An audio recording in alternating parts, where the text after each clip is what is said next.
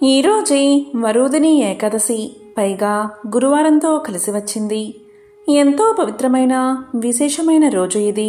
మరి ఇంతటి విశేషమైన రోజు ఈ కథను విన్నా, చదివినా, చెప్పినా, వినిపించినా జన్మల పాపాలు తొలగి కోటి జన్మల పుణ్యం వస్తుంది, సకల శుభాలు కలుగుతాయి. మరి ఆ కథ ఏంటో ఇప్పుడు ఈ వీడియోలో తెలుసుకుందాం. చైత్రమాసం బహుళపక్ష ఏకాదశిని వరుదిని ఏకాదశి అని పిలుస్తారు. పాండవులు ప్రతి ఏకాదశికి ఉపవాస దీక్షను తీసుకుంటారు. భవిష్యోత్తర పురాణం ప్రకారం ఒకసారి పాండవాగ్రజుడైన ధర్మరాజు శ్రీకృష్ణునితో ఇలా పలుకుతాడు: శ్రీకృష్ణ, పరంధామ, జనార్దన, చైత్రమాసంలో బహుళ పక్షంలో వచ్చే ఏకాదశి పేరు ఏమిటి, దాని మహిమ ఏమిటి, ఆ ఏకాదశి గొప్పతనం ఏమిటో చెప్పు అని ప్రార్థిస్తాడు. దానికి శ్రీకృష్ణుడు ఇలా సమాధానం చెప్తాడు: ఓ ధర్మరాజా, చైత్రమాసం బహుళ పక్షంలో వచ్చే ఏకాదశిని వరుదిని ఏకాదశి అని పిలుస్తారు. ఈ రోజు ఏకాదశి వ్రతాన్ని ఆచరించడం వల్ల స్త్రీలు మాంగళ్య బలాన్ని పొందుతారు. పురుషులు సత్ప్రవర్తనను, సంఘంలో గౌరవాన్ని, ధన సంపదను పొందుతారు. అంతేకాదు, వరుదిని ఏకాదశి వ్రతాన్ని ఆచరించడం 10,000 సంవత్సరాలు తపస్సు చేయడంతో సమానం. సూర్యగ్రహణ సమయంలో సువర్ణదానం చేసినంత మహాపుణ్యం ఈ ఏకాదశి వ్రతాన్ని ఆచరిస్తే లభిస్తుంది. మాంధాత చక్రవర్తి వరుదిని ఏకాదశి వ్రతాన్ని పాటించడం వల్లే కష్టాల నుంచి బయటపడ్డాడు అని స్వయంగా శ్రీకృష్ణ భగవానుడే వరుదిని ఏకాదశి మహిమను కొనియాడాడు. పద్మపురాణం ప్రకారం ఒకప్పుడు మాంధాత చక్రవర్తి నర్మదా నది ఒడ్డున తన రాజ్యాన్ని పరిపాలించేవాడు. అతను ఎల్లప్పుడూ తన ప్రజలు సుఖంగా సంతోషంగా ఉండేలా పాలించేవాడు. ఒకరోజు మాంధాత చక్రవర్తి అడవిలో తపస్సు చేస్తున్నప్పుడు ఆ రాజుపై అకస్మాత్తుగా ఒక ఎలుగుబంటి దాడి చేసింది. దీంతో ఆ రాజు భయపడ్డాడు. అయితే ఆ రాజు ఆ ఎలుగుబంటిని చంపలేదు. ఆ సమయంలో అతను విష్ణుమూర్తిని ప్రార్థించడం మొదలుపెట్టాడు. ఆ సమయంలో ఆ భగవంతుడు ప్రత్యక్షమై తన సుదర్శన చక్రంతో ఆ ఎలుగుబంటిని చంపేశాడు. అయితే విష్ణుమూర్తి ప్రత్యక్షం అయ్యేసరికే రాజుగారి కాలును ఆ ఎలుగుబంటి తినేసిందట. దీంతో ఆ రాజు చాలా బాధపడ్డాడు. తన 2 చేతులు జోడించి విష్ణుమూర్తిని ప్రార్థిస్తూ ఇలా అన్నాడు: ఓ ప్రభు, ఇది నాకు ఎందుకు జరిగింది అని వేడుకోగా, ఇదంతా పూర్వజన్మ ఫలం కారణంగానే జరిగిందని భగవంతుడు సమాధానం చెప్పాడు. అయితే అదే సమయంలో అదే శ్రీ విష్ణుమూర్తిని తన సమస్యకు పరిష్కారం ఏమిటని కోరాడు మాంధాత చక్రవర్తి. అప్పుడు ఆ నారాయణుడు నా వరహ అవతార విగ్రహాన్ని పూజించి వరుదిని ఏకాదశి వ్రతాన్ని పాటించమని సలహా ఇచ్చాడు. దీంతో మాంధాత చక్రవర్తి ఆ దేవదేవుని ఆదేశాల ప్రకారం వరుదిని ఏకాదశి నాడు ఉపవాసాన్ని ఆచరించి ఆ దేవుడి ఆశీర్వాదంతో తాను కోల్పోయిన అవయవాలను తిరిగి పొందాడట. అప్పట్నుంచి వరుదిని ఏకాదశి హిందువులలో చాలా మంది పవిత్రమైన రోజుగా భావిస్తారు.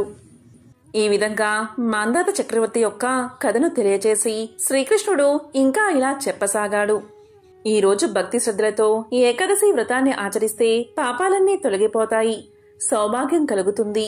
ఓ ధర్మరాజా, మానవులు సమస్త పాపాలను హరించే వరుదిని ఏకాదశి వ్రత మహత్యం వల్లే పరమశివుడి హోంకారం నుంచి ఉద్భవించిన కాలభైరవుడు తన చేతికి అంటుకున్న బ్రహ్మదేవుడి కపాలం నుంచి విముక్తిని పొందాడు. ఎవరైతే భక్తి శ్రద్ధలతో ఈ వ్రతాన్ని ఆచరిస్తారో అటువంటి వారి సమస్త కోరికలు నెరవేరతాయి. ఓ ధర్మరాజా, ఈరోజు అన్నదానం వల్ల కలిగే పుణ్యాన్ని వర్ణించలేము. దాని గురించి చెప్తాను విను. గుర్రం దానం చేసిన దానికంటే ఏనుగులు దానం చేయడం శ్రేష్టం. ఏనుగులు దానం చేయడం కన్నా భూమిని దానం చేయడం శ్రేష్టం. భూమిని దానం చేయడం కన్నా నువ్వులు దానం చేయడం శ్రేష్టం. నువ్వులు దానం చేయడం కన్నా బంగారం దానం చేయడం శ్రేష్టం. బంగారాన్ని దానం చేయడం కన్నా అన్నదానం చేయడం మిక్కిలి శ్రేష్టం.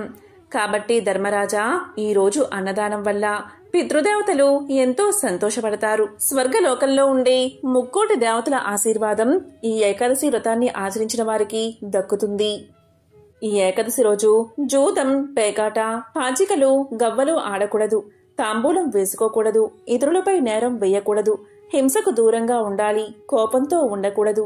మాంసాహారం తినకూడదు. అసత్యం ఆడకూడదు. ఈరోజు ఓం నమో నారాయణాయ అనే మంత్రాన్ని వీలైనన్నిసార్లు జపిస్తే స్వర్గలోక ప్రాప్తి కలుగుతుంది. అంతేకాదు శ్రీ మహావిష్ణు యొక్క అనుగ్రహం కలిగి ఈ భూమి మీద సకల ఐశ్వర్యాలు కలిగి సుఖంగా జీవిస్తారు. ఓ ధర్మరాజా, వరూధిని అనే ఒక అప్సరస ఈ వ్రతాన్ని ఆచరించి పాపాలను పోగొట్టుకుని శ్రీ మహావిష్ణువు యొక్క అనుగ్రహాన్ని పొంది సన్మార్గంలో నడిచింది. వరూధిని కుబేరుడి ఆస్థానంలో ఒక నర్తకి. ఒకసారి కుబేరుడి ఆస్థానంలో నాట్యం చేస్తూ భోగాలపై మమకారం పెరిగి ఆలోచనలు ఎక్కువై నాట్యం లయ తప్పి తప్పుగా నాట్యం చేసింది. తరువాత తన తప్పును తెలుసుకుని చైత్రమాసం బహుళ ఏకాదశి రోజు వ్రతాన్ని ఆచరిస్తే ఆ పాపం పోతుందని తెలుసుకుని ఆ విధంగా ఆ రోజు ఉపవాసం జాగరణ ఆచరించి శ్రీ మహావిష్ణువు యొక్క అనుగ్రహాన్ని పొందింది.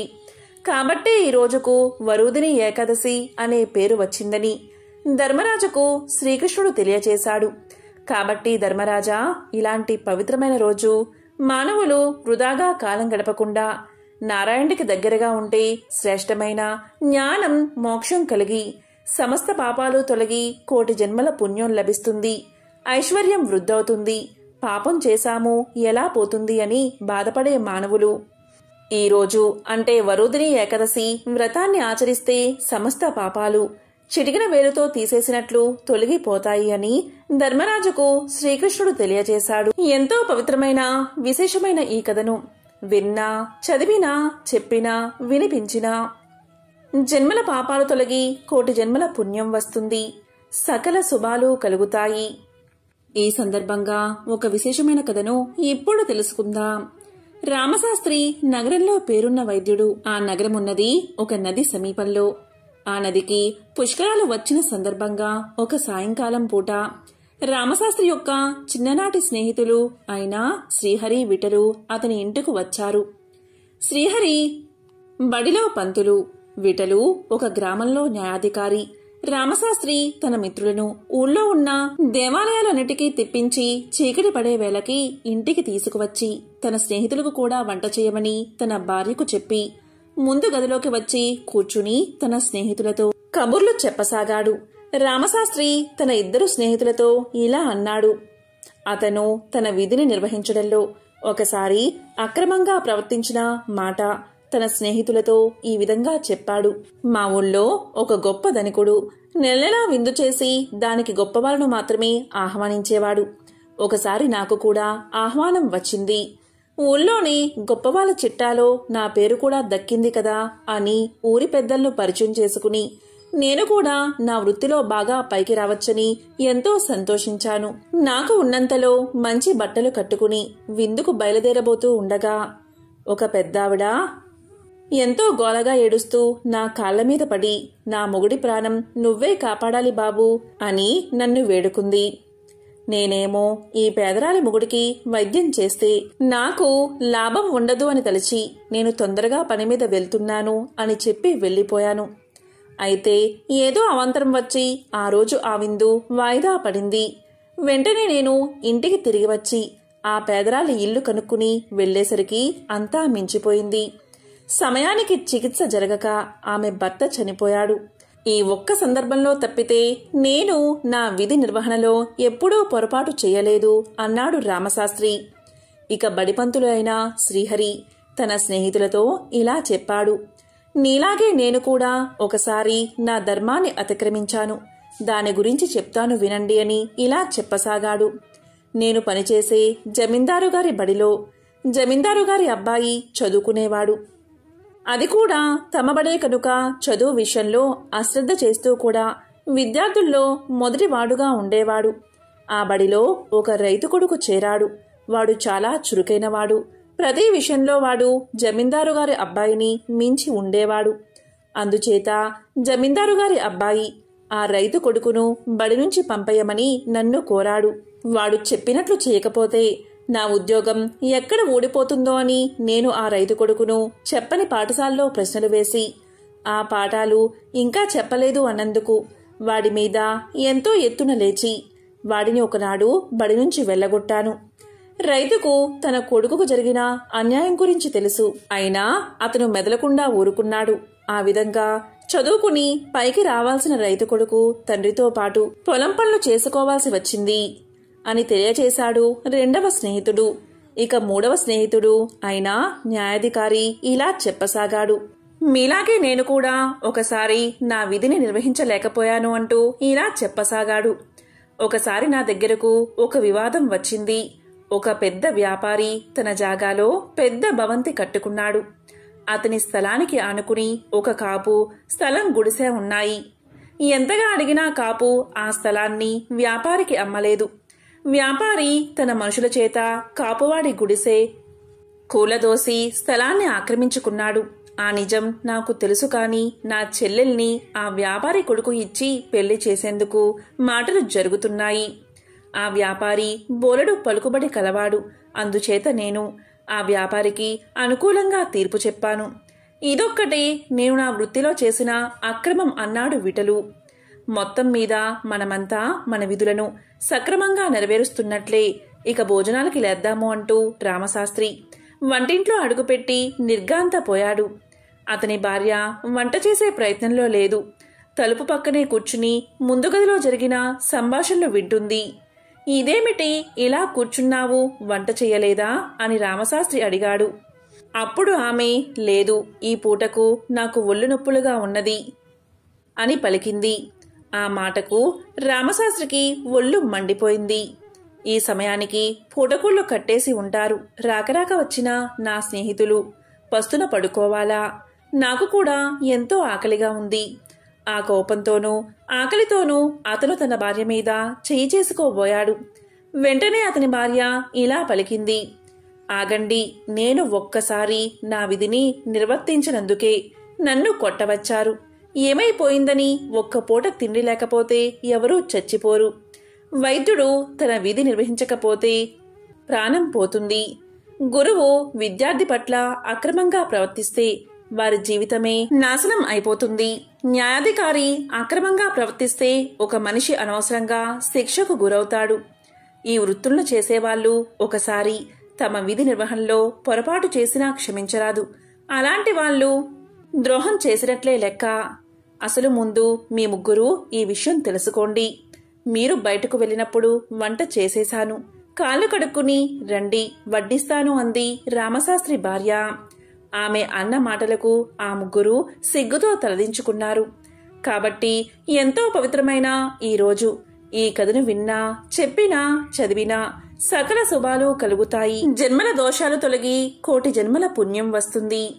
మోక్షాన్ని ప్రసాదించే గజేంద్ర మోక్షం కథను ఒక్కసారైనా వింటే చాలు. జన్మల పాపాలు తొలగి మోక్షం కలుగుతుంది. శ్రీ మహావిష్ణువు యొక్క సంపూర్ణ అనుగ్రహం కలుగుతుంది. మరి ఆ కథ ఏంటో ఇప్పుడు ఈ వీడియోలో తెలుసుకుందాం. భాగవతంలో గజేంద్ర మోక్షం కథ వివరించబడి ఉంది. ఒకసారి శుక్ర మహర్షి శ్రీ మహావిష్ణువు గజేంద్రుణ్ణి కాపాడడం కోసం భూలోకానికి వచ్చాడని పరీక్షిత్ మహారాజుకు తెలియచేశాడు. అప్పుడు పరీక్షిత్ మహారాజు గజేంద్రుడి కథను వివరించమని శుక్ర మహర్షిని వేడుకున్నాడు. మరి ఆ కథ ఏంటో ఇప్పుడు ఈ వీడియోలో తెలుసుకుందాం.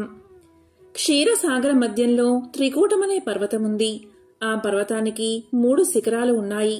ఒక శిఖరం బంగారంతో, ఇంకో శిఖరం ఇనుముతో, మరొకటి వెండితో అలరారుతూ ఉండేవి. ఆ కొండల మీద రకరకాలైన గగనచారులు, కిన్నెరలు విహరిస్తూ ఉండేవారు.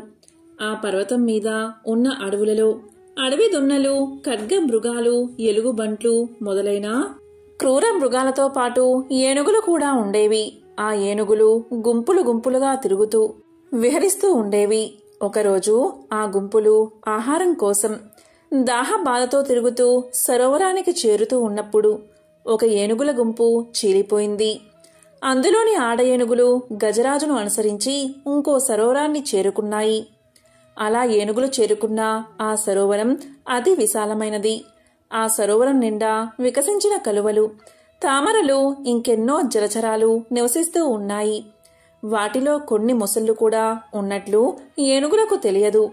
ఆడ ఏనుగులు దాహ బాధ తీర్చుకుని జలక్రీడలు జరిపి బయటకు వచ్చిన తరువాత గజరాజు కూడా సరోవరంలోకి ప్రవేశించి నీళ్లు తాగి తొండం నిండా నీరు నింపి గగనవీధిలోకి చిమ్ముతున్నాడు. ఆ విధంగా నీటిని చిమ్ముతూ ఉంటే సరోవరంలోని కర్కాటక మీనాలు రోదసిలోని మీన కర్కాటకాలను చేరినట్లు కనిపించింది.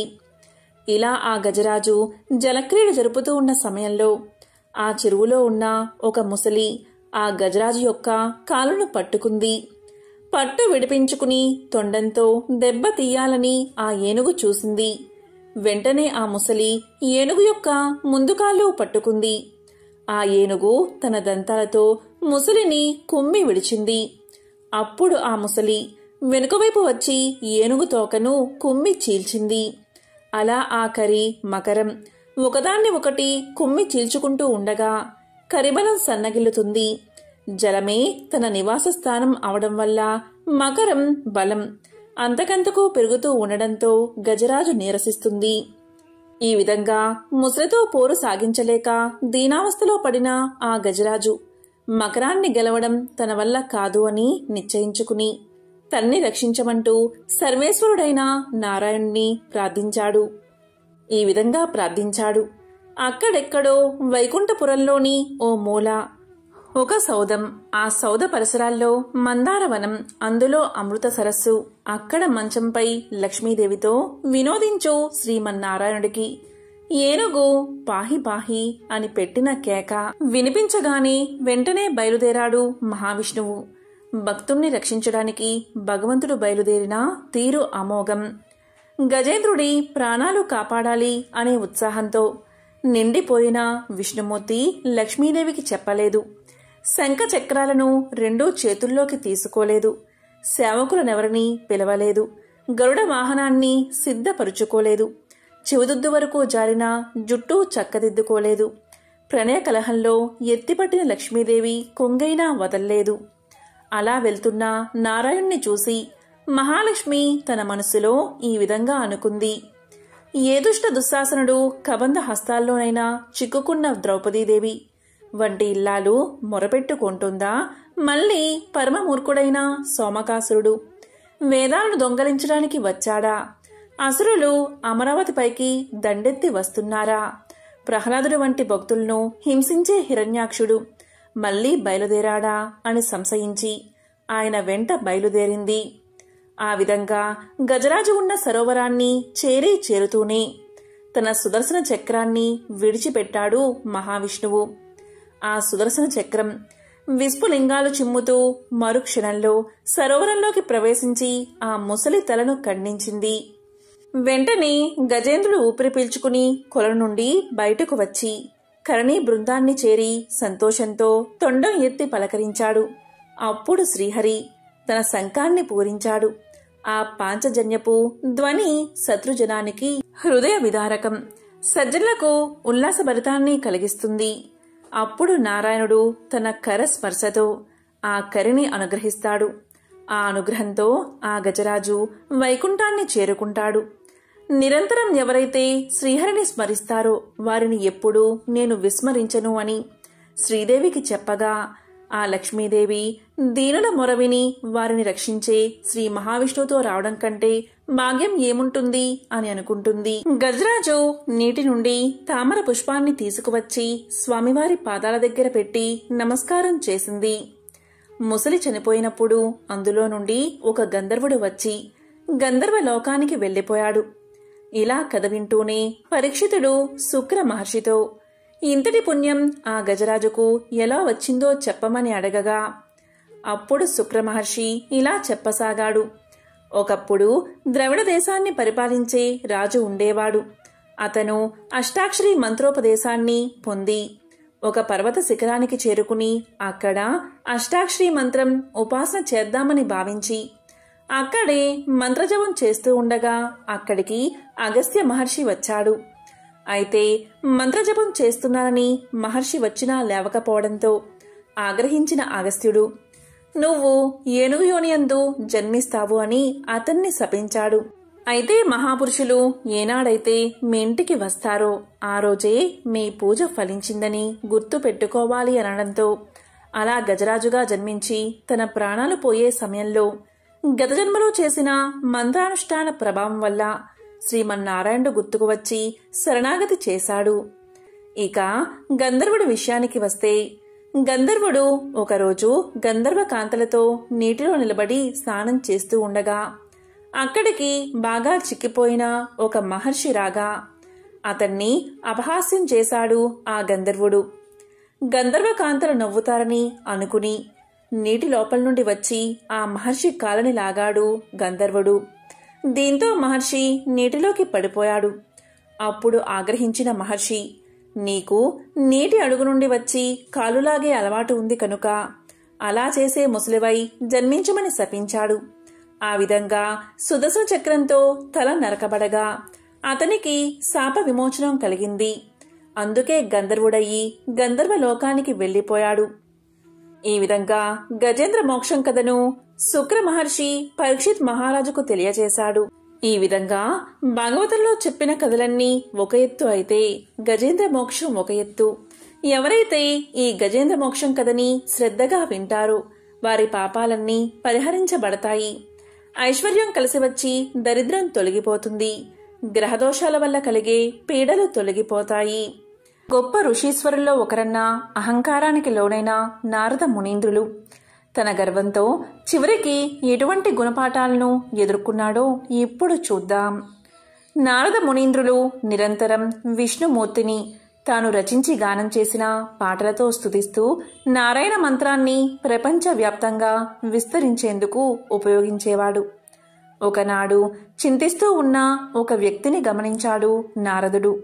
క్రమంగా అతని వద్దకు చేరుకుని అతని చింతకు ఆందోళనకు కల కారణాల గురించి వాకబు చేయడం ప్రారంభించాడు. అప్పుడు ఆ ధనవంతుడు ఇలా చెప్పాడు. తాను ఎంత గొప్ప ధనవంతుడినైనా ఆ ధనాన్ని ఉపయోగించుకోవడానికి తనకంటూ వారసుడు లేడని అతని చింతనగా తెలియచేశాడు. అదేవిధంగా తనకు పుత్రుణ్ణి ప్రసాదించమని కంటినిండా ఆశను కలిగి నారద మునీంద్రుల వారిని ప్రార్థించాడు. అప్పుడు నారదుల వారు ఇలా పలికారు. ఓ వర్తకుడా, నాకు వరాలను నేరుగా ఇచ్చే శక్తి లేదు. నేను ఎటువంటి వరాలను ఇవ్వాలి అనుకున్నా అది విష్ణుమూర్తి ద్వారానే ఇవ్వగలను. నేను ఈ విషయాన్ని స్వామివారితో సంప్రదించి నీకు మంచి జరిగేలా చూస్తాను అని తెలియజేశాడు నారదుడు. కాని ఒక రకంగా ఇది సాధ్యమయ్యే పనేనా అనే సంశయం నారదుడిలో ఉంది. ఇక నారద మునీంద్రులు తన మనసులో ఉన్న ఆ వర్తకుని సందేశంతో విష్ణు భగవానుణ్ణి చేరుకున్నాడు. ఆ సమయంలో విష్ణు భగవానుడు తన నివాస స్థానమైన వైకుంఠంలో ధ్యానంలో కూర్చుని ఉన్నాడు. నారాయణ నారాయణ అని విన్న వెంటనే వచ్చింది నారద మునీంద్రుల వారిని వెంటనే అర్థం చేసుకున్నాడు మహావిష్ణువు. వెంటనే నారద మునీంద్రులు ఒక భక్తుడికి తమరి ఆశీర్వాదం కావాలని విష్ణువుని కోరుకున్నాడు. ఆ మాటలు విన్న విష్ణు భగవానుడు కళ్ళు తెరిచి ఎవరికి ఆశీర్వాదం కావాలి, ఎందుకని ఇవ్వాలి అని అడిగాడు. దానికి నారదుడు ఇలా సమాధానం చెప్పాడు. ధనవంతుడైన ఒక వర్తకుడి సమస్యను మొత్తం తెలియచేశాడు. క్రమంగా అతనికి పుత్ర సంతాన యోగ్యం కలిగించమని వేడుకున్నాడు. కాని అందుకు విష్ణు భగవానుడు ఇలా పలికాడు. నారదా, ఆ వర్తకుడికి తండ్రయ్యే యోగ్యత లేదు. విధివ్రతను అనుసరించి విధానాలు ఉండాలి కాని వాటిని మార్చే ప్రయత్నం అస్సలు చేయకూడదని తెలియచేశాడు. అలాగే నారదా, ఇలాంటి మార్పులు చేయడం ప్రకృతి విరుద్ధమని తేల్చి చెప్పాడు విష్ణువు. క్రమంగా విష్ణుమూర్తి నిర్ణయాన్ని గౌరవించి వర్తకుని పట్ల జాలితో అక్కడి నుండి వెళ్లిపోయాడు నారదుడు. కొన్నేళ్లు గడిచిన తర్వాత నారద మునీంద్రుల వారికి ఒకసారి ఆ ధనిక వర్తకుణ్ణి సందర్శించాలి అనిపించింది. క్రమంగా అనుకున్నదే తడవుగా వర్తకుని ఇంటికి వెళ్లాడు. అయితే ఆ వర్తకుడు నలుగురు కుమారులతో ఆడుకుంటూ ఉండడం చూసి నారదుడు ఆశ్చర్యపోయాడు. వెంటనే వర్తకుణ్ణి ఆ నలుగురు బాలురు ఎవరు అని అడిగాడు. దానికి వర్తకుడు సంతోషంగా ఇలా సమాధానం చెప్పాడు. ప్రభూ, నాకు మీ కారణంగా పుణ్యం వరించింది. ఈ రోజున మీ ఆశీర్వాదం కారణంగా నలుగురు కొడుకులు కలిగారు అని బదులు చెప్పాడు. అయోమయానికి గురైన నారదముని తక్షణమే ఆ ప్రదేశాన్ని వదిలి విష్ణుమూర్తి యొక్క నివాస స్థలమైన వైకుంఠాన్ని చేరుకున్నాడు. నారాయణ నారాయణ, ఓ వైకుంఠనాథ, అతని విధిరాతను మరలా రాయడం జరగని పని అని చెప్పిన మీరు ఇదంతా ఎలా చేయగలిగారు అని అడిగాడు. దానికి విష్ణుమూర్తి నవ్వి ఇలా పలికాడు. అప్పుడప్పుడు నా భక్తుల భక్తిని పరీక్షించే సమయం వస్తుంది. ఆయా సందర్భాలలో వారి భక్తిలోని నిబద్ధత కూడా వారికి సహకారం అందించగలదు. ఒకసారి ఒక దివ్య ఋషి నన్ను చూడ్డానికి వైకుంఠానికి వచ్చారు. అప్పుడు నేను నా కడుపులో నొప్పితో బాధపడుతున్నాను. నన్ను అలా చూసిన ఆ ఋషి, మీ నొప్పి తీర్చేందుకు నేను మీకు ఎలా సహాయం చేయగలను అని అడిగాడు. అప్పుడు నేను ఇలా చెప్పాను, భూమి మీద ఒక మానవుడి గుండె రక్తాన్ని పొందగలిగితే ఈ నొప్పి తగ్గుతుంది అని. అంతేకాదు ఇలా కూడా చెప్పాను, ఋషీశ్వరులు మానవుల కిందకు రారు, వారు దైవంతో సమానం. అతని రక్తం ఏమాత్రం ఉపయోగపడదు. కావున కేవలం భూమి మీద ఉన్న మానవుడి రక్తమే నా సమస్యకు పరిష్కారమని తేల్చి చెప్పాను. క్రమంగా మానవ రక్తాన్ని సాధించడంలో ఆ ఋషీశ్వరుడు ప్రపంచవ్యాప్తంగా తిరగడం ప్రారంభించాడు. దేవుడికి మీ రక్తం అవసరమని, అతని కడుపులోని బాధను తీర్చేందుకు మీ సహకారం అవసరమని ప్రతి ఒక్కరికి చెప్పాడు. కానీ దీని పట్ల ప్రజలు విశ్వాసాన్ని చూపలేదు. క్రమంగా ఆ ఋషి మీరు నాకు చెప్పిన అదే వర్తకుడి దగ్గరకు చేరుకున్నారు. వర్తకుడు కేవలం తనను దైవఋషి అని మాత్రమే గుర్తించకుండా అతన్ని నమ్మాడు కూడా. కత్తితో తన ఛాతిని పొడుచుకుని అతను కోరుకున్న విధంగా 4 చుక్కల రక్తాన్ని అందించాడు. అతని ధైర్య సాహసాలకు, నాపై ఉన్న ప్రేమ, భక్తి మరియు విజ్ఞానానికి మెచ్చిన నేను ఆ వర్తకుణ్ణి ఆశీర్వదించాను. క్రమంగా ఇప్పుడు అతనికి సంతాన యోగ్యం కలిగిందని తెలియజేశాడు మహావిష్ణువు. క్రమంగా నారదముని విష్ణుమూర్తి అందరినీ ఒక కంట గమనిస్తూనే ఉంటాడని, మరియు ఆయా వ్యక్తుల పాపపుణ్య ఫలాలను, భక్తి ప్రపత్తులను, నిబద్ధతను ఉద్దేశించి వారి కోరికల సాధ్య అసాధ్యాలు ఉంటాయని గ్రహించాడు. మనిషి తన కష్టం తాను చేసినప్పుడే దేవుడి ఆశీర్వాదాలను కోరుకునేందుకు కూడా అర్హత సాధించగలడు. ప్రయత్నశూన్యంగా దేవుణ్ణి ప్రార్థించి వరాలను ఆశించడం మూర్ఖత్వమే అవుతుంది. నలుగురితో మంచిగా ఉంటూ సద్గుణ సంపన్నుడై నలుగురికి ఆదర్శప్రాయంగా మెలిగే ఎటువంటి వ్యక్తి అయినా దేవుని కనుసన్నల్లోనే ఉంటారని ఈ కథ ద్వారా అర్థమవుతుంది. బ్రహ్మ మానస పుత్రుడైన నారద మహర్షి నిరంతరం హరినామ సంకీర్తన చేస్తూ త్రిలోక సంచారం చేసేవాడు. విష్ణు భక్తుల్లో అగ్రగణ్యుడిగా ముల్లోకాల్లో అందరూ ఆయన్ని గౌరవించేవారు. దాంతో లోకంలో తనను మించిన విష్ణు భక్తుడు ఎవరూ లేరనే గర్వం మొదలైంది నారదుడిలో. అయితే ఆ మాటను సాక్షాత్తు విష్ణువు నోటనే చెప్పించాలి అనుకున్నాడు నారదుడు. అనుకున్నదే తడవుగా వైకుంఠానికి చేరుకున్నాడు. శేషతల్పంపై విశ్రాంతి తీసుకుంటున్న విష్ణువును దర్శించుకుని యథాప్రకారం హరినామ సంకీర్తనం ప్రారంభించాడు నారదుడు. మహావిష్ణువు మహదానందంగా నారదుడి సంకీర్తనను అరమోడ్పు కన్నులతో పరవశుడై ఆస్వాదించాడు. సంకీర్తన తర్వాత నారదుణ్ణి కుశల ప్రశ్నలు వేశాడు. కుశల ప్రశ్నలు పూర్తయ్యాక నారదుడు తన మనసులోని మాటను బయటపెట్టాడు. దేవా, నాదో చిన్న సందేహం, మీరే దాన్ని తీర్చాలి అంటూ వినయంగా అర్థించాడు. ఏమా సందేహం, సంకోచించకుండా అడుగు అన్నాడు విష్ణువు చిరునవ్వులు చిందిస్తూ. ముల్లోకాల్లో మిమ్మల్ని కొలిచే భక్తులలో ఎవరు అగ్రగణ్యుల్లో మీ నోటని తెలుసుకోవాలి అనుకుంటున్నాను దేవా అన్నాడు నారదుడు.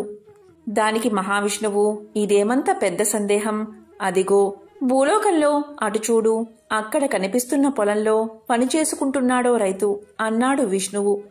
చూశాను ప్రభు అన్నాడు నారదుడు. అందరికంటే అతడే నా భక్తుల్లో అగ్రగణ్యుడు అన్నాడు విష్ణువు. హతాశుడయ్యాడు నారదుడు.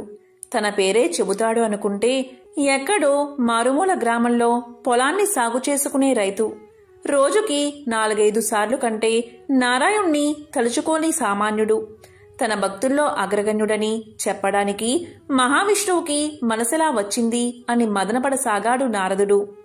నారదుడి అంతర్మదనాన్ని గ్రహించిన విష్ణువు, నారదా, నువ్వే అతడి వద్దకు వెళ్ళు, అతడి భక్తి ఏపాటిదో నీకే తెలుస్తుంది అన్నాడు.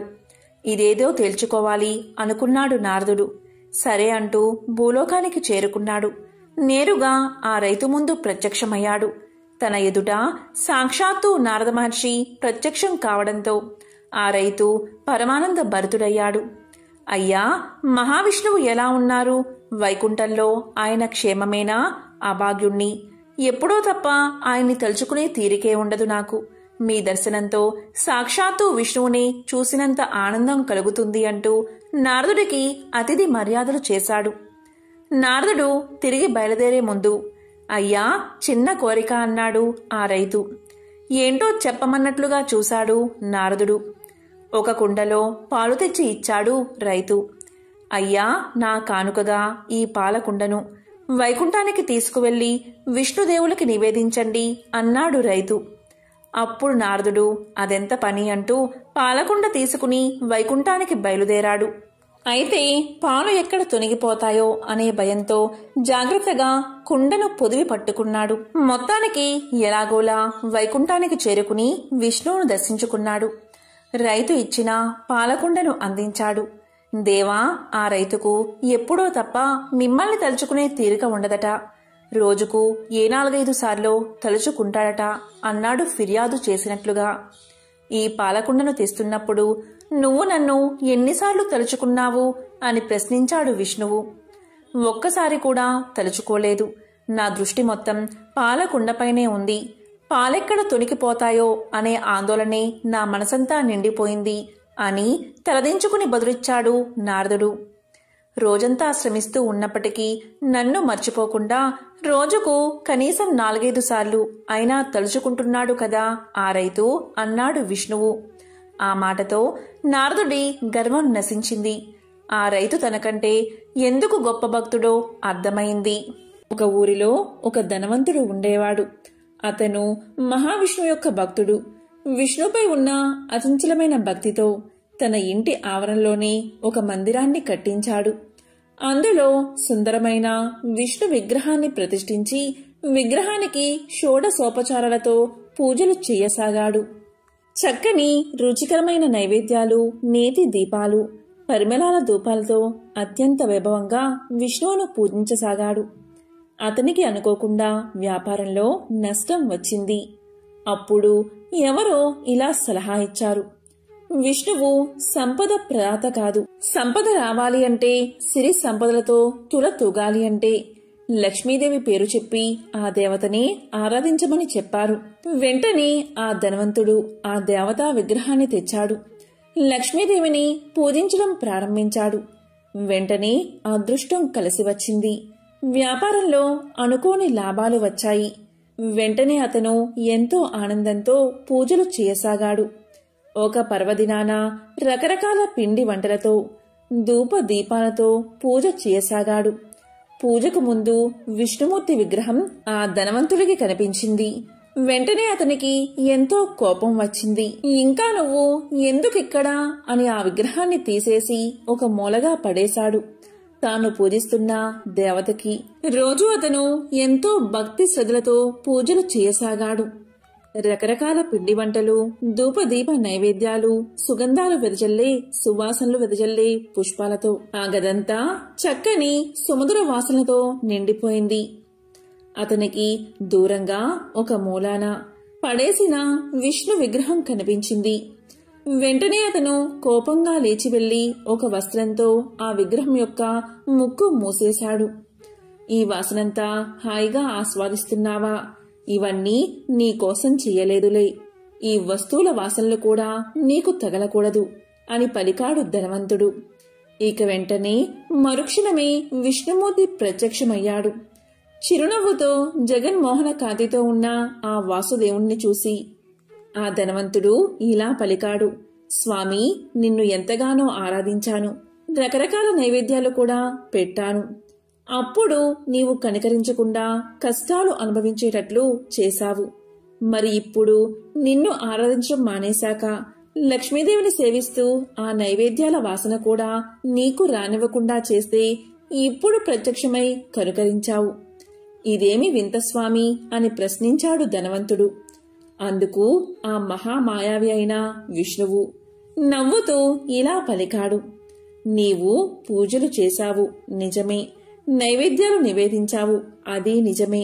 కాని నేను అక్కడ ఉన్నాను అన్న భావనతో నీవు చేయలేదు.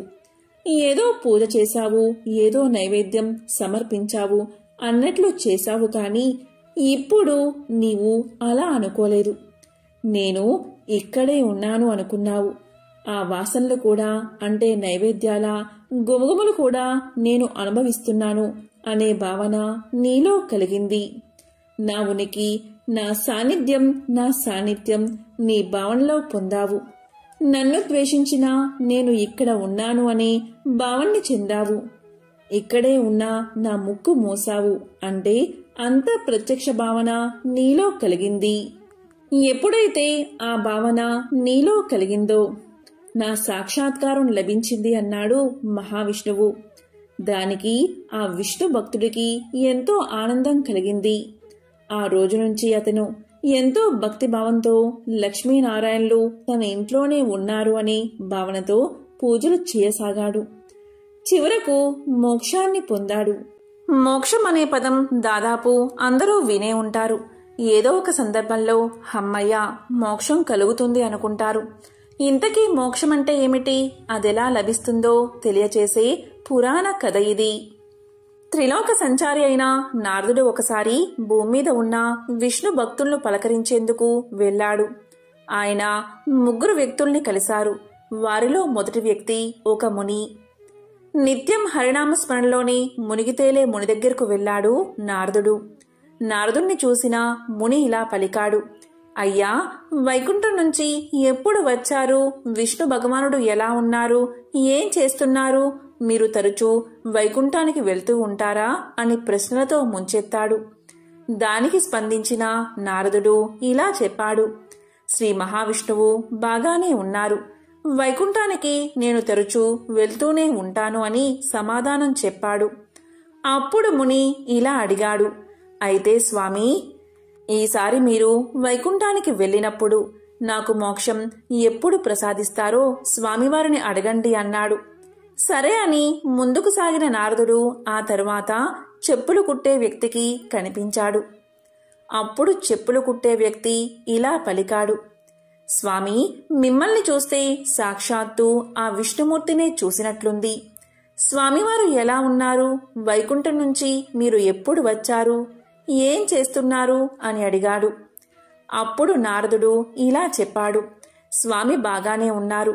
నేను మళ్ళీ అక్కడికే వెళ్తున్నాను. నీ గురించి ఏమన్నా అడగమంటావా అన్నారు నారదులవారు. అప్పుడు చెప్పులు కుట్టేవాడు ఇలా అన్నాడు, అడగడానికి ఇంకేముంది తండ్రి, ఆ స్వామివారి కటాక్షం ఎప్పుడు లభిస్తుందో, నాకు మోక్షం ఎప్పుడు సిద్ధిస్తుందో కనుక్కోండి చాలు అన్నాడు. సరే అన్న నారదుడు వైకుంఠానికి తిరుగు పయనమయ్యాడు.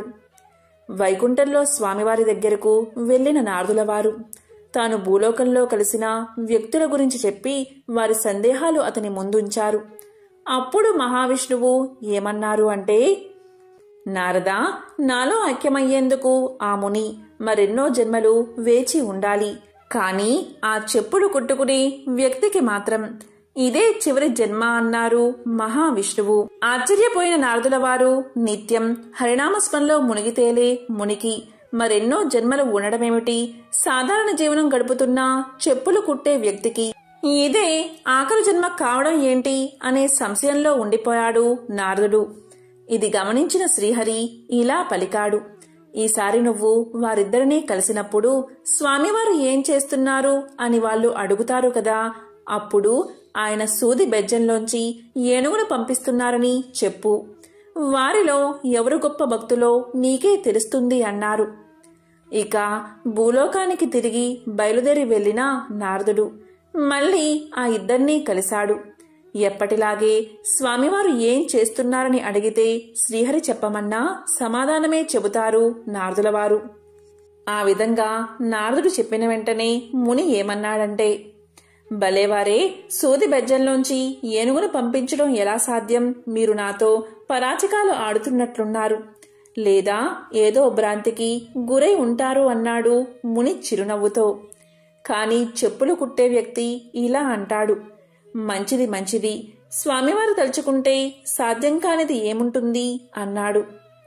స్వామివారు ఎంత గొప్పవారైతే మాత్రం అంత అసాధ్యమైన కార్యాన్ని చేయగలరని నువ్వు నమ్ముతున్నావా అని అడుగుతాడు నారదుడు. దానికి చెప్పులు కుట్టుకునే వ్యక్తి ఇలా చెప్తాడు, నారదా, భలేవారే, భగవంతుడికి అసాధ్యమంటూ ఏముంటుంది? ఇదిగో ఈ మర్రి పండును చూడండి. ఈ మర్రి పండులో 1000 గింజలు ఉన్నాయి కదా, ఆ గింజలన్నీ మళ్లీ మర్రి చెట్లుగా మారతాయి కదా. పోనీ అక్కడితో ఆగుతుందా? ఆ మర్రి చెట్టు ఊడలు కిందకి దిగి విశాలమైన వనంగా మారుతుంది. ఇంత చిన్న పండులో అన్ని మహావృక్షాలు ఇమిడి ఉన్నప్పుడు స్వామివారు చేసిన దానిలో ఆశ్చర్యం ఏముంది? సృష్టిలో ఇలాంటి అద్భుతాలన్నీ ఆయనకి సాధ్యమే కదా అన్నాడు చెప్పులు కుట్టుకునే వ్యక్తి. పైకి ఎంతో సాధారణంగా కనిపించి ఆ భక్తుడి మనసులో భగవంతుని పట్ల ఉన్న విశ్వాసం ఎంత బలమైనదో నారదుల వారికి అప్పుడు అర్థమైంది. మోక్షం చెప్పులు కుట్టే వ్యక్తికి ఎందుకు ముందుగా వస్తుందో నారదుడికి తెలిసింది. ఎంతో పవిత్రమైన విశేషమైన ఈ రోజు ఈ కథలను విన్నా, చదివినా, చెప్పినా, వినిపించినా జన్మల పాపాలు తొలగి కోటి జన్మల పుణ్యం వస్తుంది. సకల శుభాలు కలుగుతాయి. ఓం నమో నారాయణాయ. ఓం నమః శివాయ.